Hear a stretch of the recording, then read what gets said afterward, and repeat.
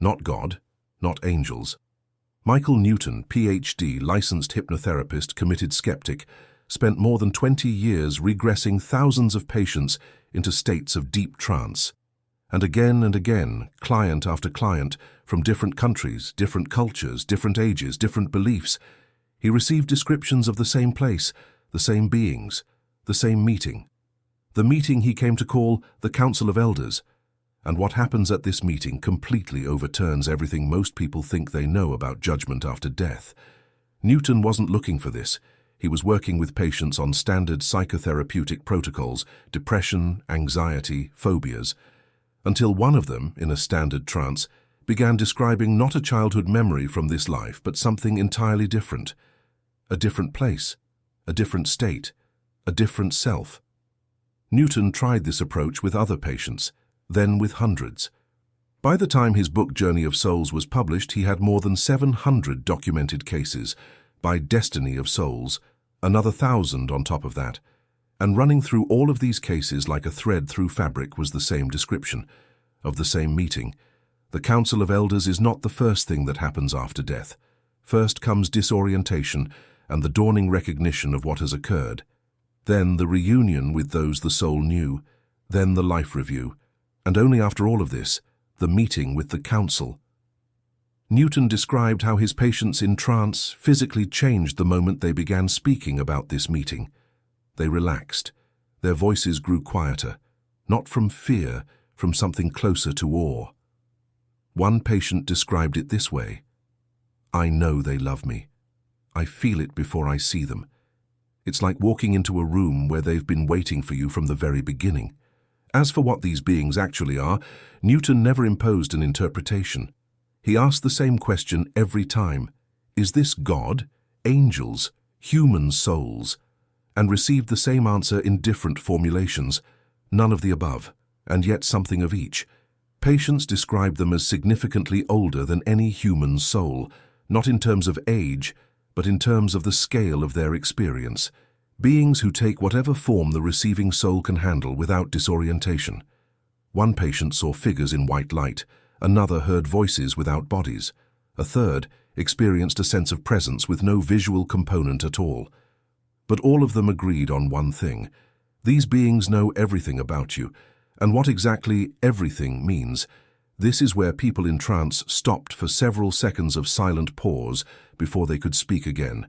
They know not only what you did, they know why you actually did it. Not the reason you told yourself, not the one you explained to others. The real one, the one you may never have put into words even privately. A man who, in his life review, had seen himself sacrificing for his family and been certain he was doing it out of love, discovered before the council that beneath that self-sacrifice lay fear. Fear of being abandoned if he stopped being needed. The sacrifice was real. The love was real. But underneath it, fear he had never named even to himself. The council knew this, not as an accusation, as a fact that needed to be seen so that in the next incarnation, the same situation could be navigated differently. A woman who had spent her whole life helping everyone and never refusing anyone, who was considered a model of generosity in her community, saw at the meeting with the council that a significant portion of that generosity had been built on a need for approval so deep that being asked for help and saying no felt physically like a threat. She hadn't been aware of this during her life. She genuinely believed she was helping from a place of abundance. The council didn't argue. It simply showed her the full picture, unedited, without softening. Her reaction in trance, according to Newton, was unexpected. Not shame, not grief, relief. As if something she had carried her entire life without knowing what to call it, finally had a name. The meeting with the council is not a trial in the sense of a verdict. What people who have gone through it in trance describe is something closer to the first conversation in your life with someone who knows you completely and has no intention of using that knowledge against you. People describe a state of absolute vulnerability and absolute safety at the same time. There is nothing to hide, and nothing needs to be hidden, because what the council sees, it sees without judgment. Now, something Newton wrote about specifically, and that most people don't know at all. The number of council members isn't fixed, and this is not random. Most patients described between 3 and 9 beings, but Newton found a pattern that initially seemed like coincidence, until it was confirmed across hundreds of cases. The number of council members and their weight, how actively they participate in the conversation, correlates with the maturity of the soul and the complexity of the life just lived. A young soul with few incarnations typically met 3. A soul with a long history and complex unresolved themes, 7 or more. One patient who had regressed through many previous lives described seeing 9 on this occasion, and experienced it not as a threat, but as an honor, as if the presence of more beings spoke not of greater guilt but of greater significance in the conversation. Newton interpreted this as follows: the council does not come in full force when you've done something particularly wrong, but when your soul stands at a point where the next step carries particular weight. The next detail Newton documented with particular consistency is what happens at the end of the meeting, because it completely dismantles the traditional idea that a judgment ends with a verdict handed down. The meeting with the council does not end with a decision made by the council. It ends with a decision made by the soul itself. The council does not say, "In your next life you must do such and such." It asks questions, and on the basis of what the soul itself comes to understand through the conversation, the soul determines for itself what the next life needs to contain. The council may offer options, may point to patterns that have repeated across lives, but the final choice belongs to the soul, always. Newton emphasized that this was one of the most shocking things he discovered. The entire system is structured to preserve the autonomy of each individual soul as fully as possible. No one decides for you. No one assigns you your next life. You choose it yourself, with complete understanding of exactly why this particular one. And here is what patients described as the single most unexpected moment of the entire meeting. The council asks questions, not statements, not verdicts, questions. Beings who know everything about you ask, why?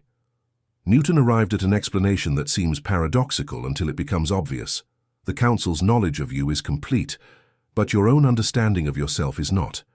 And the questions exist not so that the council can learn something about you. They exist so that you can understand it yourself. A moment of realization that arrives from within carries a fundamentally different weight than the same realization imposed from outside. One patient described a specific question, not word for word, because in trance he experienced it as a transmission of meaning rather than speech, but close to this: in the moment when you chose to stay silent, what exactly were you protecting? That question, in his words, opened something he had been carrying his entire life without knowing he was carrying it, not because the answer was painful, but because the question was precise. Newton also documented the response of patients to one specific aspect of the meeting, which they described in almost identical terms, regardless of their cultural background. The council remembers all your lives, not just the most recent one, all of them. This means that what feels like failure in this life, the council sees in the context of your entire history. A man who considered himself a failure because he had achieved nothing outwardly significant heard from the council that in this particular life he had, for the first time across 12 incarnations, passed through a specific situation without turning away. One situation, which he hadn't even registered as important. The council had. A woman who blamed herself for a divorce she considered the greatest mistake of her life saw that, from the perspective of her complete history, this divorce was the first moment across several lifetimes when she had chosen herself. The council viewed this not as failure, but as a breakthrough. This, according to Newton, was one of the most transformative discoveries for most of his patients who had regressed to the meeting with the council. Not that they were forgiven, but that the context in which the council views a life is fundamentally different from the context in which a person evaluates themselves. We judge ourselves by the standards of one life. The council sees everything. There is one question Newton asked almost every patient who had gone through the description of this meeting. Would you have wanted to avoid it, had you known about it in advance? And not one of more than 1,000 patients answered yes. Not one. They described it as the most honest conversation that had ever taken place, as the only moment when you are seen completely, and that being seen doesn't destroy anything, but completes something that had remained unfinished an entire lifetime. The soul leaves this meeting not with a feeling of guilt and not with a feeling of acquittal. It leaves with understanding, specific understanding.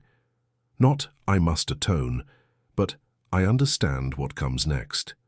Not a burden, a plan.